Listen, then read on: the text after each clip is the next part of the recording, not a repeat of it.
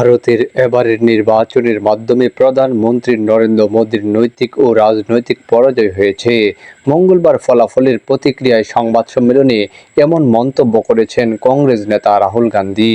ভোটকে মোদী সরকারের বিরুদ্ধে জনতার রায় আখ্যা দেন তিনি। কংগ্রেস নেতা রাহুল গান্ধী বলেন, জনগণের বার্তা স্পষ্ট, তারা আর ভারতীয় জনতা পার্টির শাসন চায় না।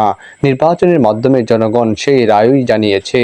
তিনি আরও বলেন, কংগ্রেস শুধু বিজেপির বিরুদ্ধেই নয়, গোয়েন্দা সংস্থা, বিচার ব্যবস্থা সহ দেশের সব প্রতিষ্ঠানের বিরুদ্ধে লড়েছে।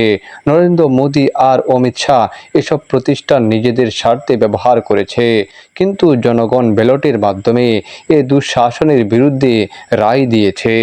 টাইমস অব ইন্ডিয়ার তথ্য অনুসারে প্রাথমিক ফলাফলে 290 আসনে এগিয়ে বিজেপির নেতৃত্বাধীন জোট এনডিএ। অন্যদিকে কংগ্রেসের নেতৃত্বাধীন জোট ইন্ডিয়া এখন পর্যন্ত এগিয়ে 235 আসনে। সরকার গঠনের জন্য দরকার 272 আসন।